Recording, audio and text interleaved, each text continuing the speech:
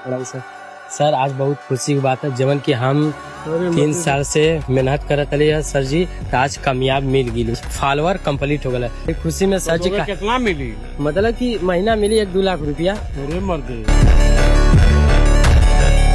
तो सही है कि ना सर जी? अरे मर्दे, तुम अब हमसे बतियो ही लायक नहीं बड़ा। अरे नहीं सर जी, ऐसा कोई बात। अरे हम तो का बड़ी को हम 15,000 पावला, तू 1 लाख पैसा महीना। हम लोग अभी आपका बहुत रुतबा बहुत बड़ा है ना, बड़ी खुशी का बात है भाई। इससे अच्छा काटे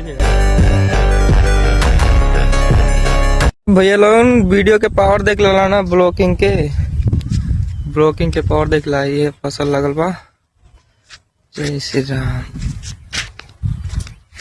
ब्लॉकिंग पावर देख ला ये लोग। जेके लगत होता है कि वीडियो बनाना फालतू काम है, कोई वीडियो से सीख लोगा, क्योंकि हम के सुबह काम ही है। हेलो, वेलकम टू माय यूट्यूब चैनल फेसबुक फ्रेंड।